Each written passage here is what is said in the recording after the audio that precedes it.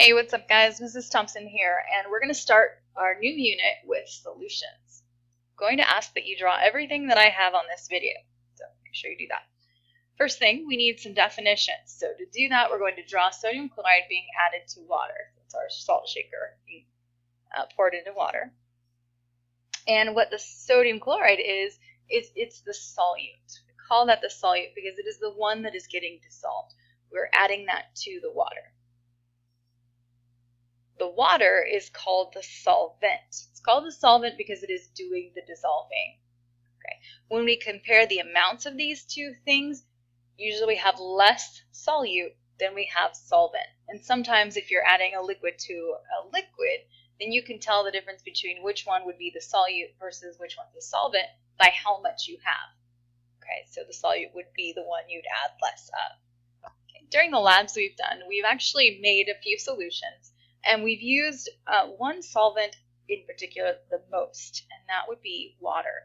Water is often a solvent. We call it the universal solvent because it's good at dissolving stuff, a lot of stuff.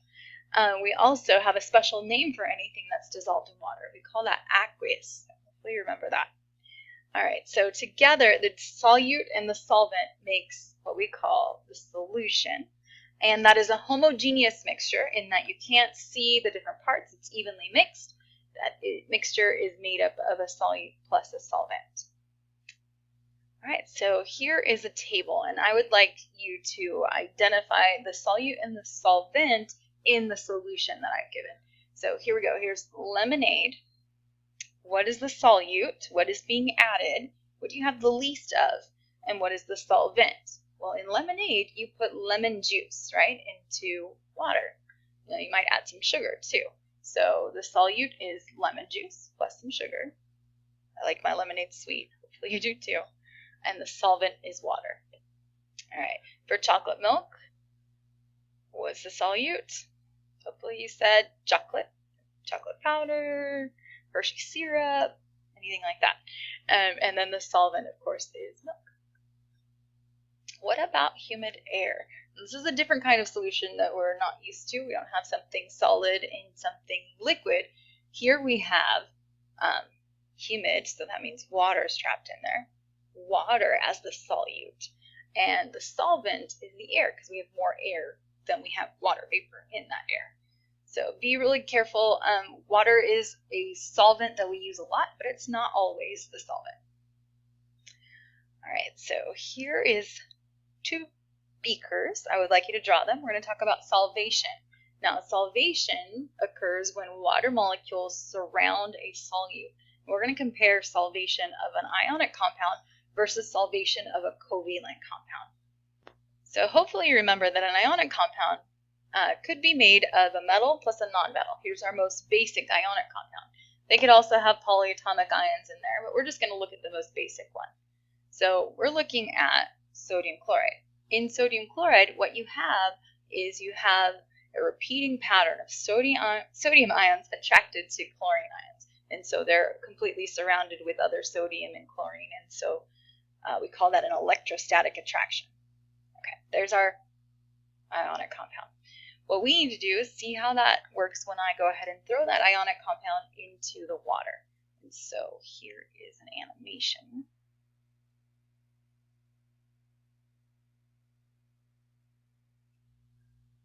So here we go, big sodium chloride crystal, or a bunch of them. Throw it into water. Look inside microscopically to see what's going on. All right, so then the water molecules surround each ion and rip them away from the attractions that they're having with each other, the sodium-chlorine attractions. And so the water molecules completely surround that ion and separate them completely. And we call this solvation. Okay, it's dissolving. And what you see afterwards is you see that nothing. It just looks like water again because all the sodium and chlorine ions have been pulled apart. Okay, so let's show what that looks like in our drawing. Go ahead and throw that sodium chloride crystal in, and all of the atoms, the sodium and the chlorine ions, break apart because they're surrounded by water. Now remember, you can't see this macroscopically. You can't see this when you're just looking at the solution. It doesn't look like that. So we're just drawing a big representation of that. And so what we're going to write here is ionic bonds can come apart when stuff dissolves. So when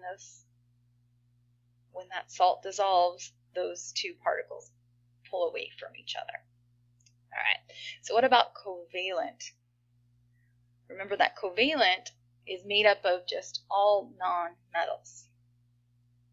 Okay, so here's just a simple example of a covalent molecule.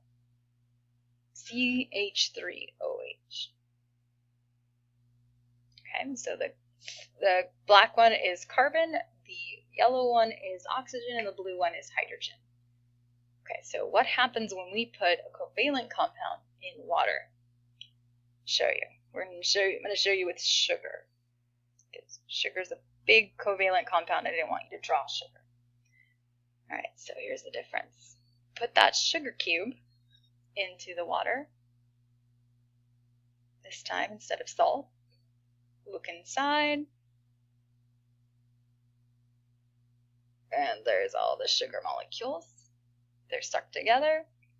But the water comes in and surrounds each individual sugar molecule and pulls them apart.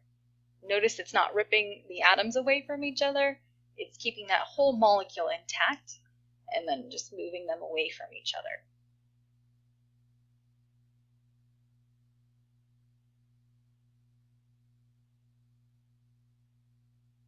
And so just like the salt, what ends up happening in the end is you just have a clear solution. All right, so what does that look like when we put that in water? Again, it stays intact. It does not break apart. So we'll write that.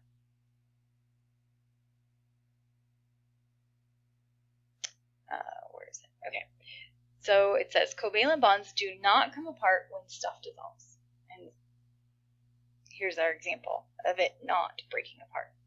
Remember, you can't see it.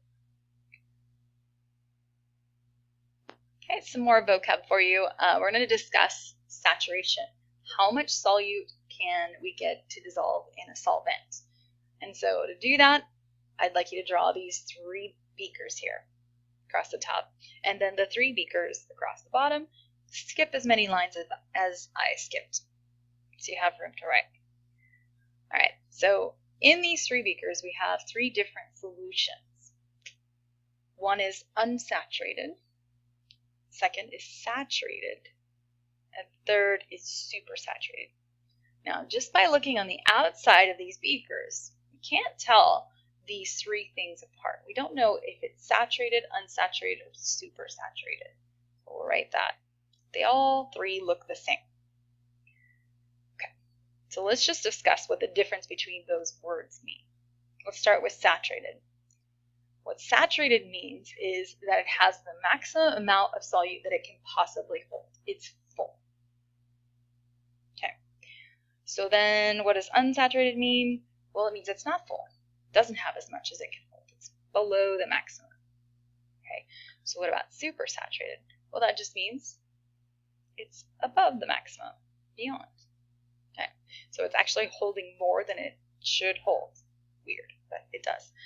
Okay. In order to make a supersaturated solution, what you have to do is, there's a special way to make this. You don't just accidentally produce a supersaturated solution. What you do is you have to take a solution or solvent like water, and you add your solute. Probably take it to where it's saturated, where it's maximally full. And then you add even more than that. Okay? And what you do is then you heat that, and as you heat it, usually adding heat will get those molecules to move around faster, collide, and dissolve more. So at those higher temperatures, you can get more solute to dissolve. Okay, great. So then it's saturated at that high temperature. Then what you do is you slowly cool it.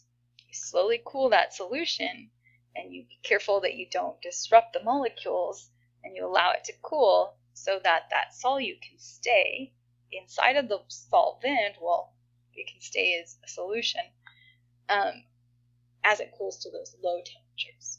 We'll be making a solution just like this. All right, so how do you tell the difference? How can you take a beaker and say, is this unsaturated, saturated, or supersaturated? Well, there's a test for that. Oh, by the way, that's very unstable, that supersaturated solution. You'll see why. All right, so we'll add a piece of solute to test to see if the solution is unsaturated, saturated, or supersaturated.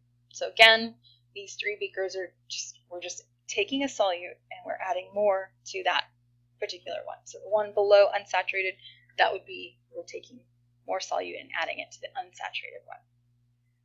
All right, so here's my sodium chloride. I'm going to add a little more sodium chloride to the unsaturated solution. Remember, it was not full. So what's going to happen when I add some more salt to something that's not full? Well, that salt is going to dissolve because it's got more room. Makes sense. That was that column. All right, down the middle, saturated. It's holding the maximum amount of solute. It can't hold anymore. So what's going to happen? When we add the salt, what happens is the salt just sprinkles down to the bottom. It does not dissolve. Okay, it's already full. It's not going to dissolve. In fact, you can tell that you have a saturated solution if when you keep adding, it stops dissolving. Okay, you end up with a bunch of sugar or salt at the bottom. We consider the solution saturated, and then what's at the bottom is just solid. Okay, and the last one, what happens when you add salt to a supersaturated solution? So when I do that, remember that this is unstable. It's holding way beyond the amount that it can possibly hold. And we just tricked it by cooling it slowly and not disturbing it so that it can be beyond that maximum, supersaturated. Okay. So what ends up happening is the solution crystallizes. Okay, so then what we get in the solution is a bunch of crystals, which is different than saturated. In saturated, the salt was already together here and just fell down to the bottom. Here, you get crystals forming and spreading and growing. Looks pretty cool. Let me show you with this quick little video here, I think.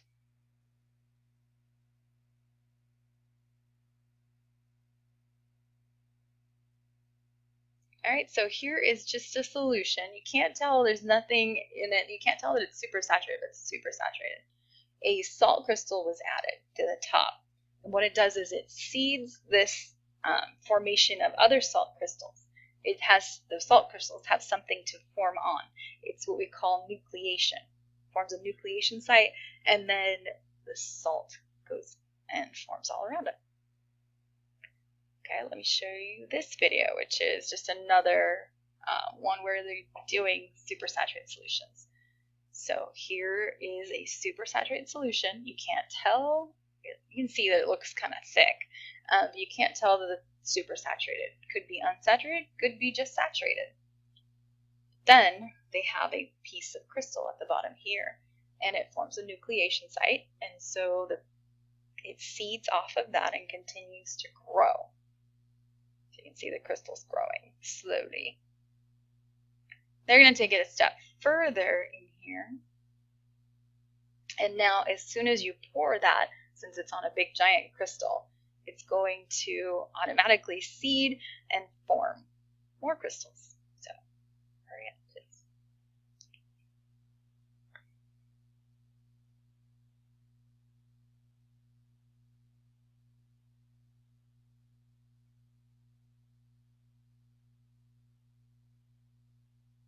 So what they're able to do is they're able to grow it upwards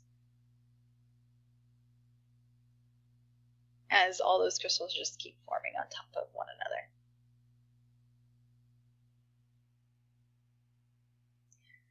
All right, that concludes the video for today.